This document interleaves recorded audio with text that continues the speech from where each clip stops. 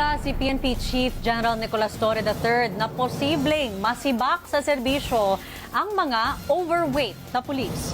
Ito ay kung hindi sila makapagbabawas ng timbang sa loob ng isang taon. Ayon kay Torre, sa ilalim ng batas, ang timbang ng isang pulis ay hindi dapat lalagpas o bababa sa 5 kilo sa standard na timbang base sa kanilang taas, edad at kasarian.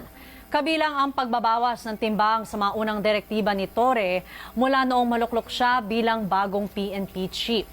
Sakop nito ang lahat ng tauhan ng pambansang pulisya mula patrolman at patrolwoman hanggang mga senior police official.